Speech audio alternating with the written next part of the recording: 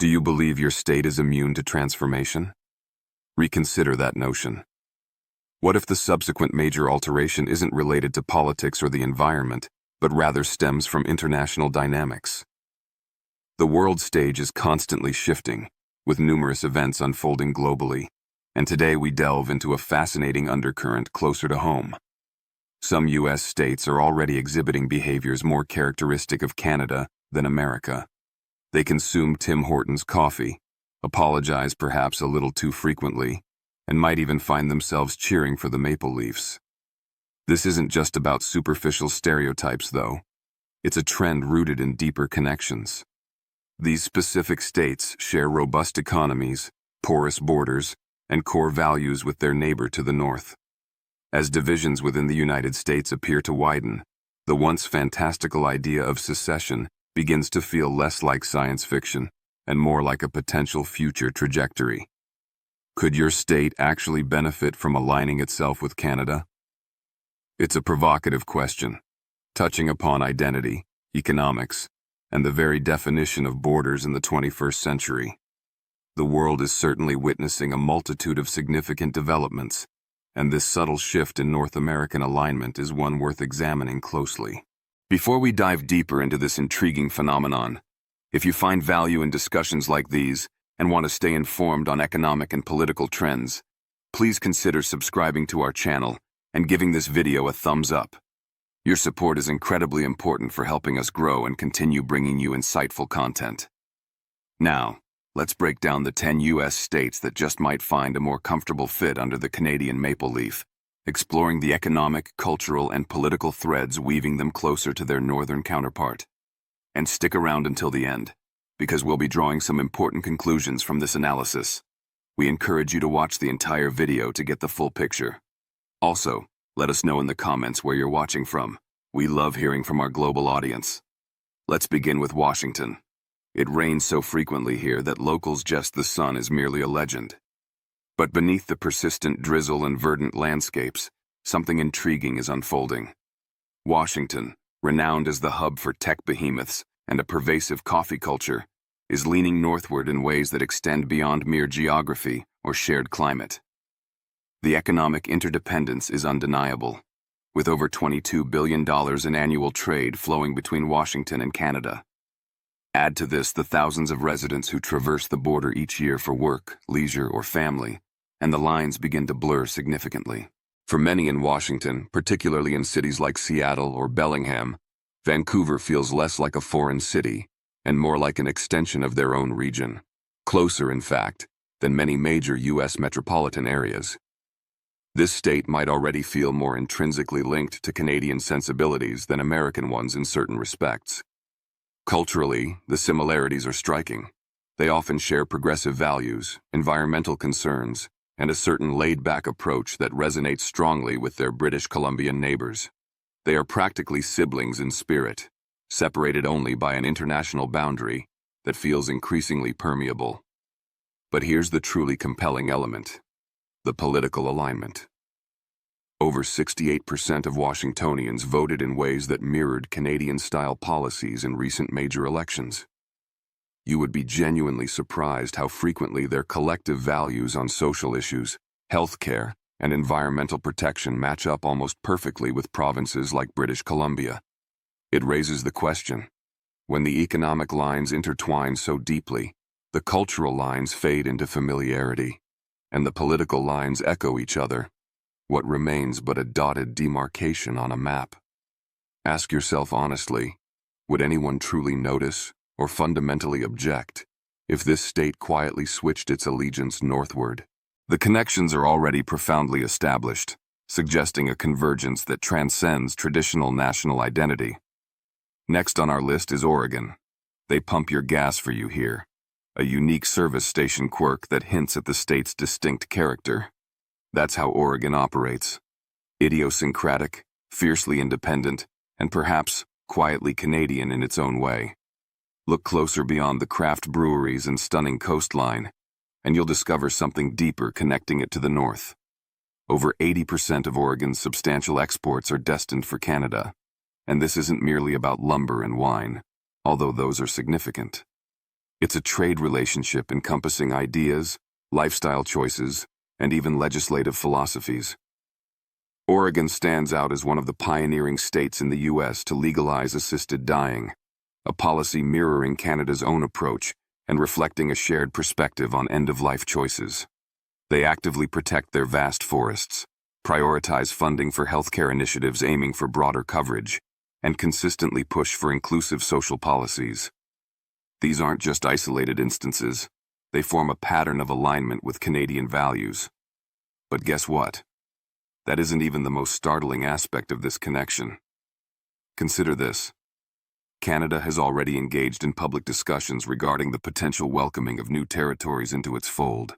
Should a significant portion of the Pacific Northwest, perhaps driven by shared values or economic logic, ever decide to float across the border metaphorically, Oregon would likely be at the forefront, leading the charge. Does this sound far-fetched? Think again. Just last year, several counties within Oregon actively flirted with the concept of realignment talks, exploring the feasibility of shifting state lines to join Idaho, showcasing a willingness to reconsider established borders based on perceived political and cultural fit. While joining Canada is a different proposition, the underlying sentiment of seeking alignment with more compatible neighbors exists. The official border might be legally defined, but the connection between Oregon and Canada runs much deeper. It's cultural, economic, emotional, and increasingly, political. Therefore, we must pose the question: is Oregon already, in spirit and practice, halfway to becoming a Canadian province? The evidence suggests a powerful gravitational pull northward that continues to strengthen. The beaches, the technology sector, the glamour. You believe you understand this state. But what if California wasn't as firmly anchored to the United States as its image suggests? We're talking about California, the world's fifth largest economy considered on its own. That economic might isn't confined to a national identity. It operates on a global stage, often independently. That's not a typical country. We are still discussing a single U.S. state. But here's the unexpected twist. This sun-drenched, sprawling giant might already be operating according to its own set of rules. Rules that often align more closely with its northern neighbor than its own federal government. And Canada? It has certainly been paying close attention. You'd be astonished by the depth of the connections that run between them.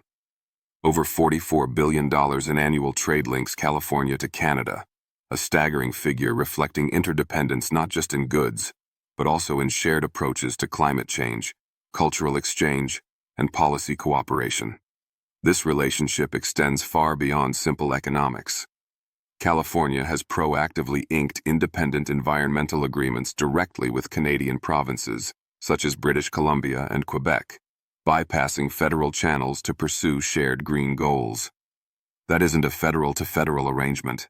That's state-to-province diplomacy, highlighting California's willingness to act autonomously on the international stage when its values align with partners like Canada. When California encounters pushback from Washington, D.C. on environmental regulations or social policies, guess who often becomes its next point of contact? Ottawa. Now contemplate this alignment. Both British Columbia and California have enacted aggressive carbon reduction laws, embraced significant healthcare reforms aiming for wider coverage, and poured substantial funding into green technology initiatives. They don't just think similarly, they plan and implement policies in parallel. In fact, back in 2018, California's then-governor was described by one prominent Canadian minister as being more Canadian than some Canadians, a statement reflecting the deep resonance in policy and outlook. That isn't mere flattery. It could be seen as foreshadowing. Furthermore, the cultural ties are undeniable. In northern parts of California, Canadian brands, tourists, and even residents blend seamlessly into the local fabric. Canadians own property, invest heavily, and even work remotely from California, blurring the line between neighbor and integrated partner.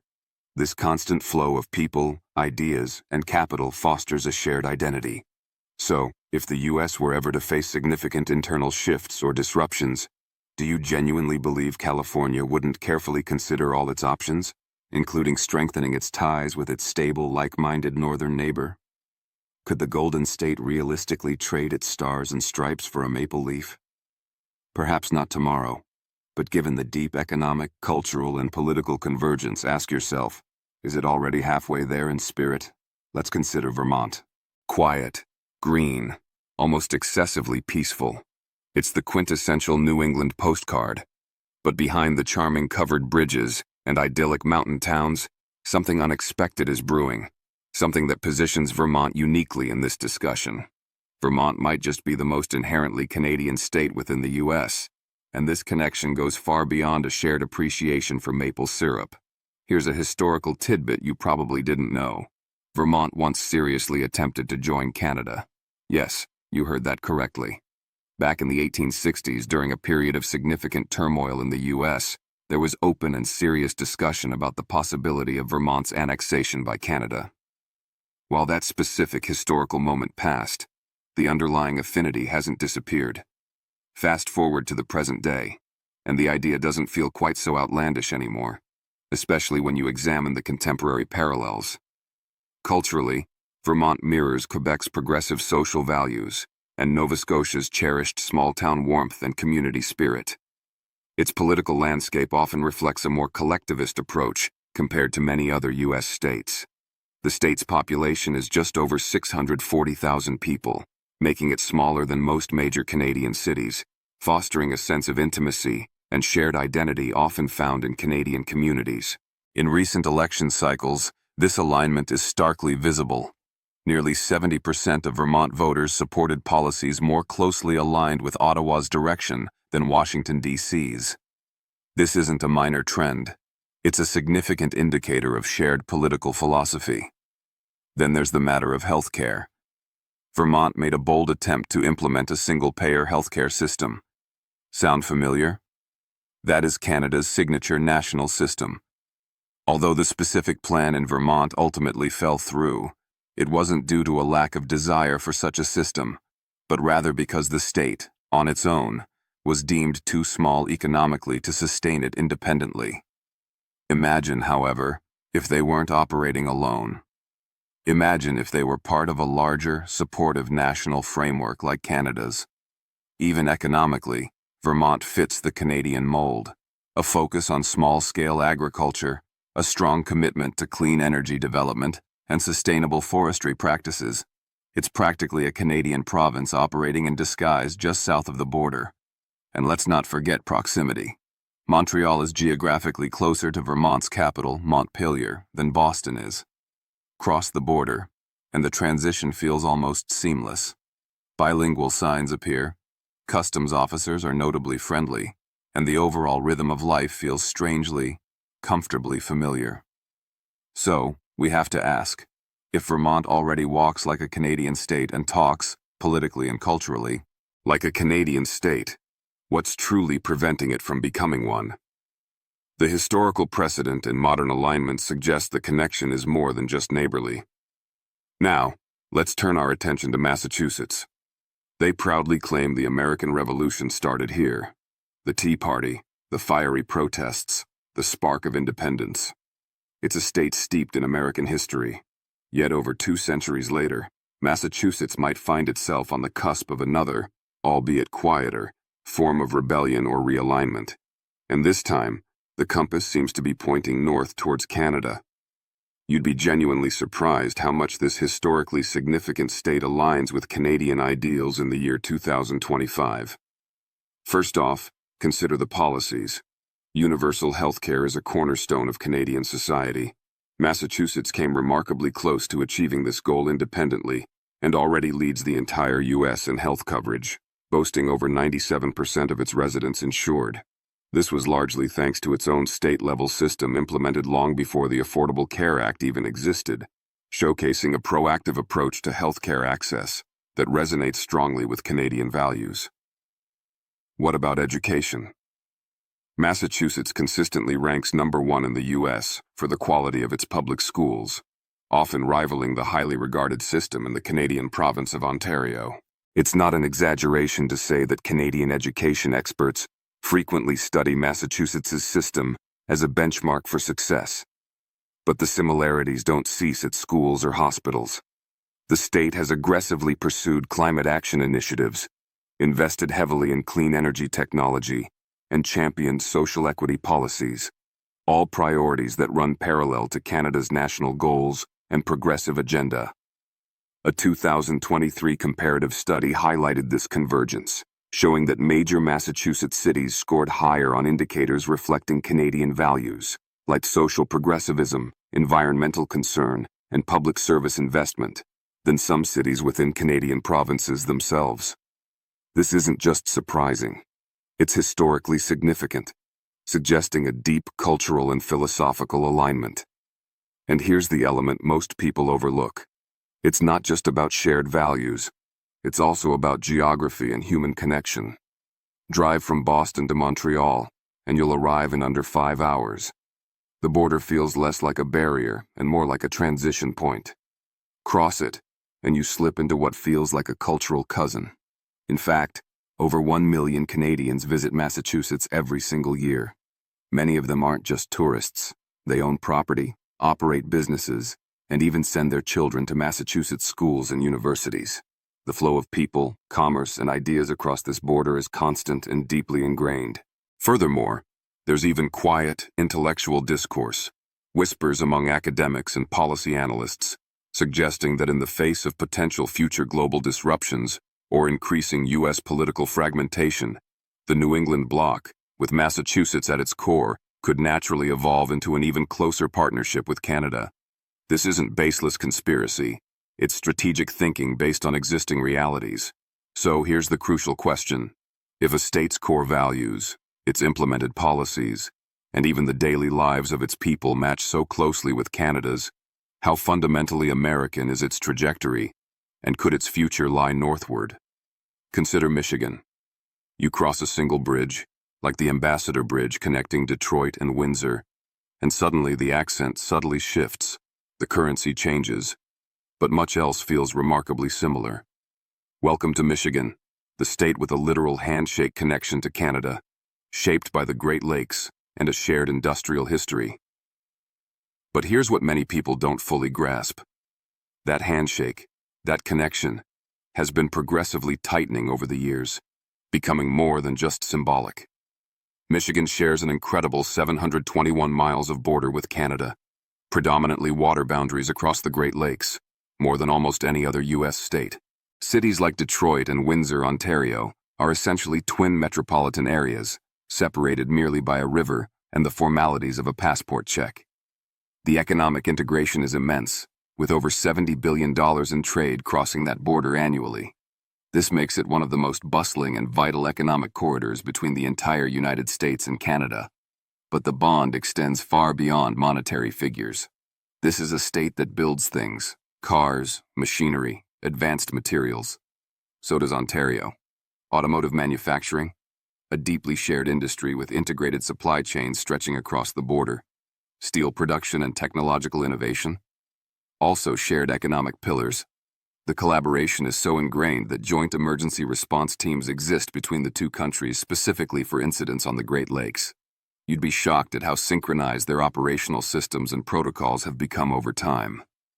And let's delve into values and policy. Michigan voters recently passed ballot measures protecting abortion access. They legalized recreational marijuana statewide, and the state government has invested billions in clean energy initiatives, all within the last 5 years. Does that policy direction sound familiar? It's nearly lockstep with Canada's federal trajectory and the prevailing values in neighboring Ontario. In a 2024 regional values survey focusing on the Great Lakes area, a significant 52% of Michiganders indicated they would prefer a Canadian-style healthcare system over the current U.S. model. That's not a subtle preference.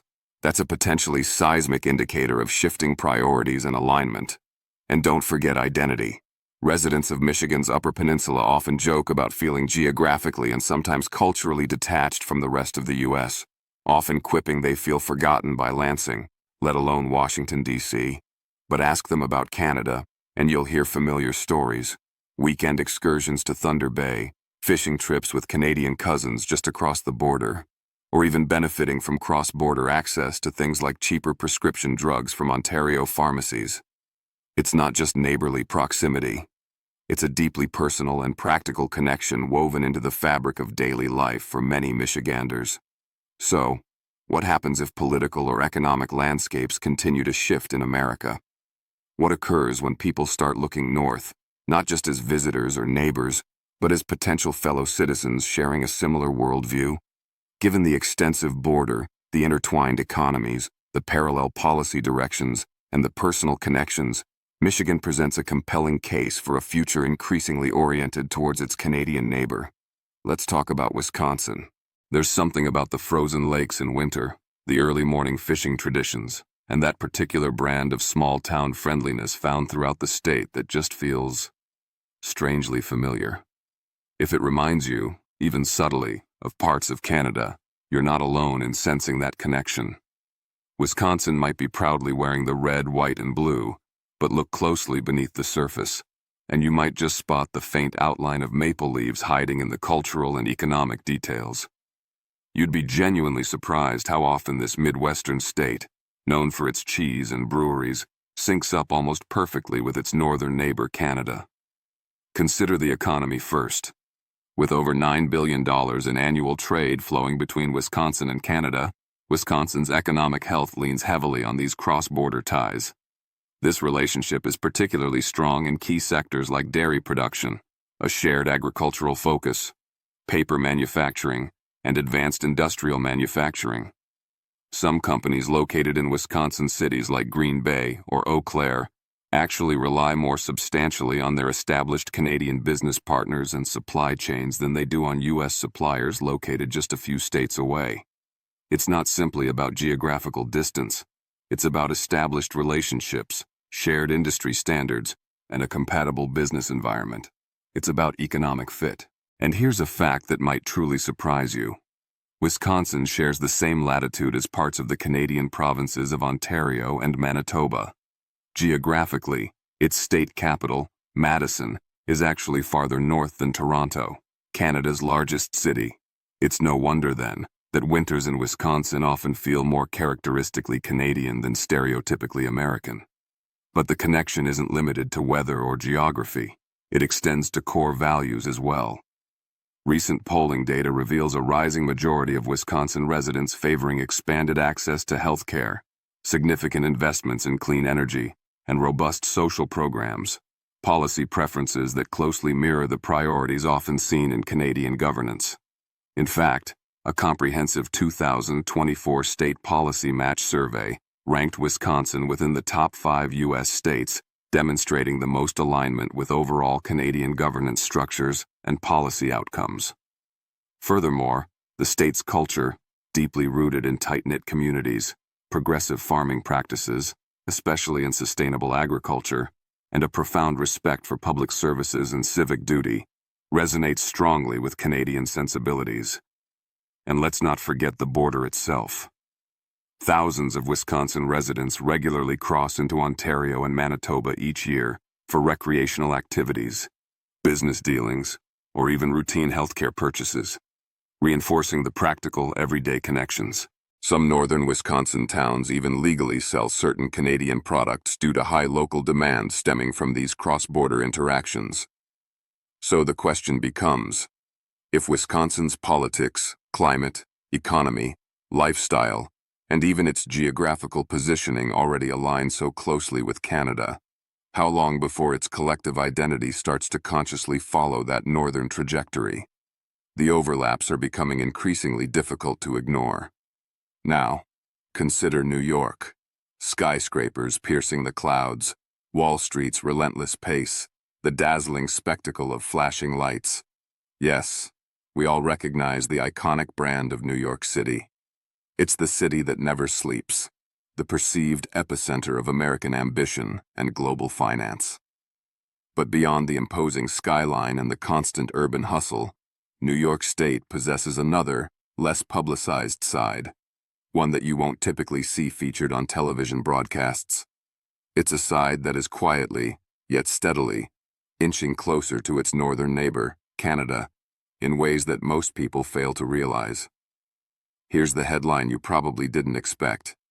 New York State trades more goods and services with Canada than with any other single foreign country on Earth. The annual value of this trade consistently tops an astonishing $35 billion. This isn't just occasional business. It represents a vital, pulsating economic artery, a level of interdependence that profoundly shapes the state's economy. And with over 500 miles of shared border between New York State and the Canadian provinces of Ontario and Quebec, including 4 major land crossings and the iconic Peace Bridge linking Buffalo to Fort Erie, this relationship isn't merely neighborly, it's deeply structural and integrated. You would be truly shocked to discover the depth of this integration.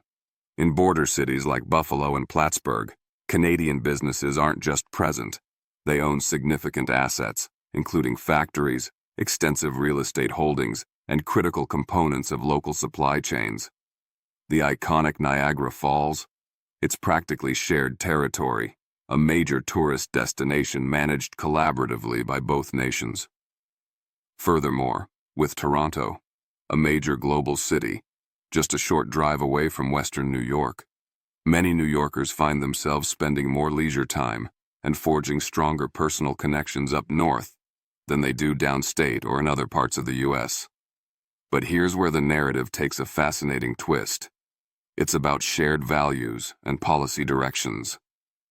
In 2023, New York enacted one of the most aggressive and comprehensive climate action laws in the entire United States. Remarkably, this legislation mirrors, almost verbatim in some sections, key parts of Canada's established federal framework for environmental protection and carbon reduction. The convergence extends to social programs as well. New York continues to expand social safety nets. The state's minimum wage is steadily rising, and investments in public transit infrastructure are growing, modeling approaches similar to those found in major Canadian urban centers like Montreal and Vancouver. These aren't mere coincidences. They are indicators of parallel paths and converging priorities. Even culturally, a significant crossover exists. Towns in upstate New York often host dual citizenship festivals celebrating the shared heritage, and countless residents have family ties stretching directly across the border. Language, media consumption, fashion trends, and even allegiances to favorite hockey teams frequently blur in these borderland regions. A revealing study from 2022 found that 1 in 6 residents of upstate New York identified more strongly with Canadian cultural values than with the values often associated with the southern U.S. states. So, here's the ultimate question to ponder. If the bridges, economic, cultural, and political, are already so firmly built and heavily trafficked, who's to say definitively which direction the long-term flow of influence and identity truly leads? The connections suggest a future potentially more Canadian than conventionally assumed. Let's explore Connecticut. It's polished, subtle, almost invisible on a map crowded with larger states and bolder headlines. Known for its affluence, charming coastal towns, and proximity to New York City, Connecticut might seem like the quintessential, well-heeled American suburb. But don't let the quiet wealth and manicured lawns fool you. Connecticut isn't just about sipping lattes and managing hedge funds. It's quietly aligning itself with something unexpected, something north of the border, and that something might just be wearing a red maple leaf emblem. You'd be genuinely shocked how much this relatively small state shares in common with Canada, particularly its eastern provinces.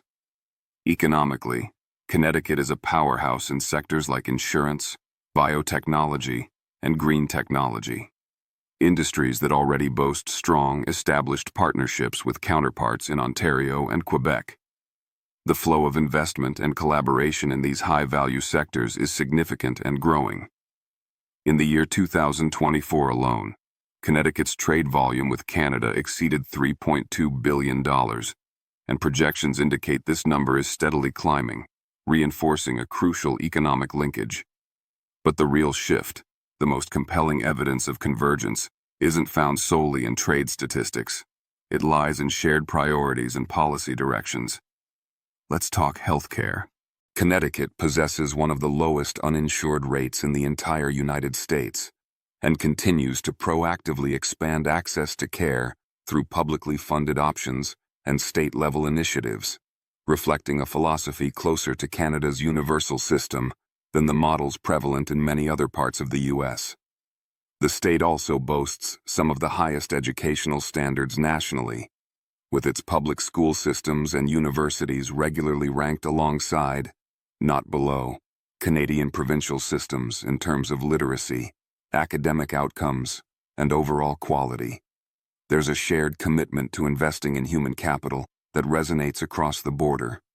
The core values prevalent in Connecticut, a strong emphasis on community, environmental consciousness, and support for robust public services, find practical parallels in Canadian society. It's not just about policy alignment on paper, it's about a cultural ethos that feels increasingly similar.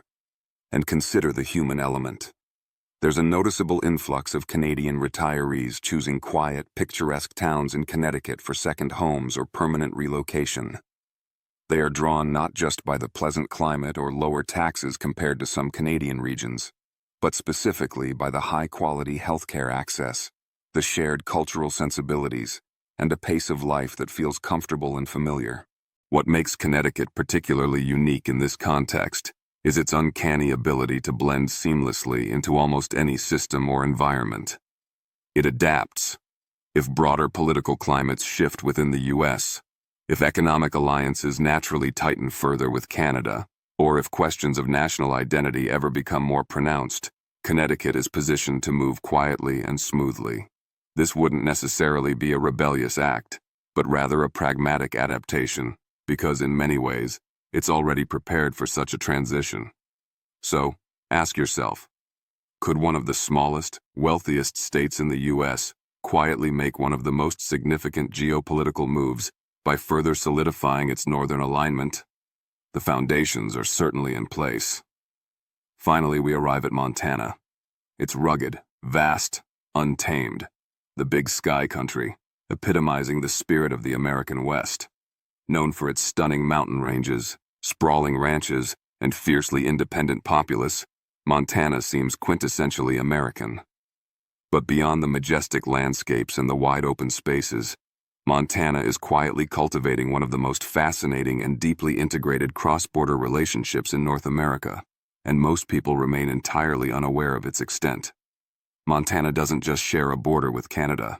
In many practical ways, it feels intrinsically part of it.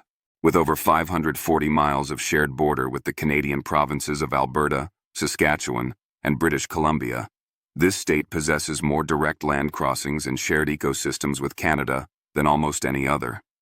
In numerous remote border areas, the towns on either side rely more heavily on each other for commerce, services, and even social interaction than they do on their own distant state or provincial capitals.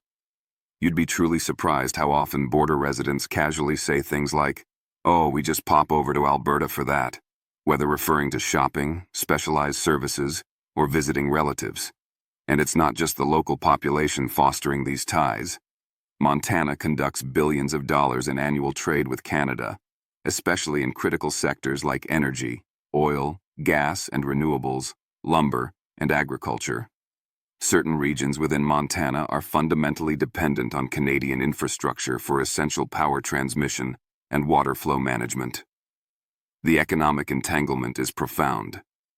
In fact, cross-border emergency services, police, fire, medical, are already coordinated through established agreements between Montana and its neighboring Canadian provinces, highlighting a level of practical integration born from necessity and shared geography.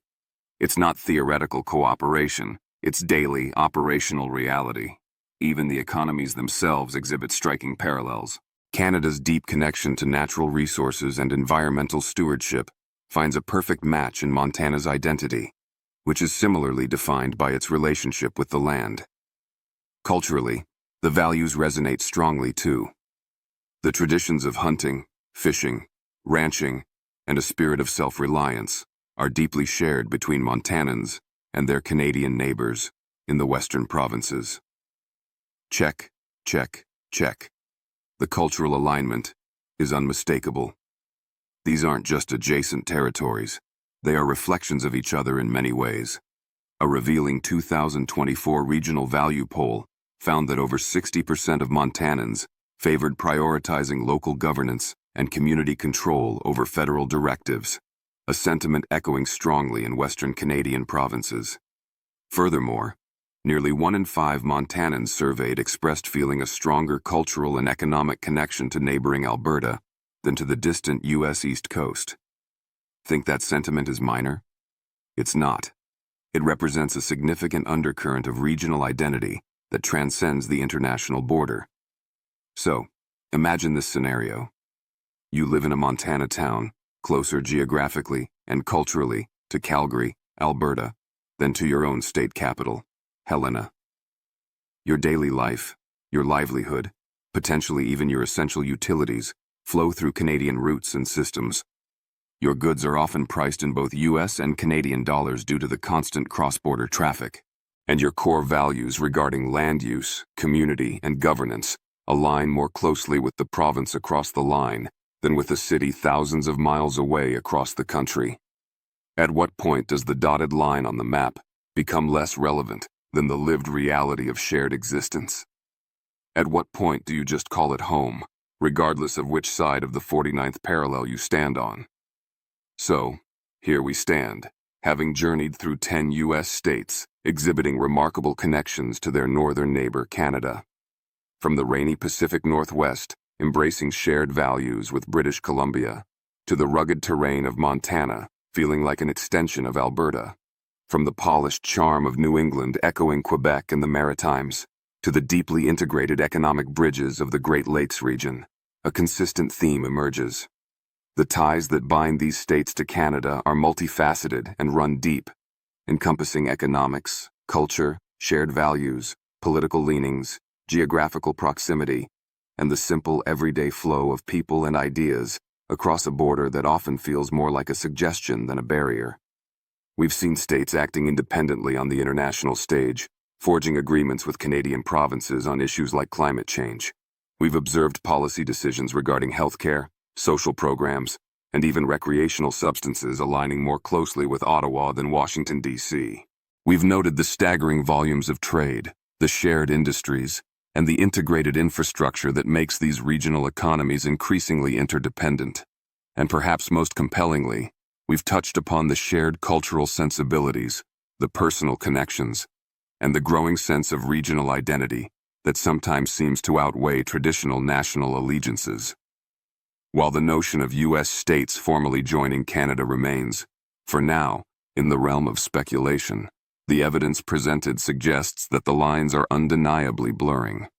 The convergence in values, policies, and economic realities creates a powerful undertow pulling these regions northward. Borders, as we've explored, aren't just lines on a map. They are complex constructs shaped by ideas, identities, and shared interests.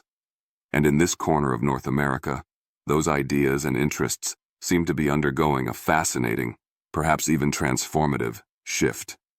Whether this ultimately leads to formal realignments or simply a deepening of the existing unique relationship remains to be seen.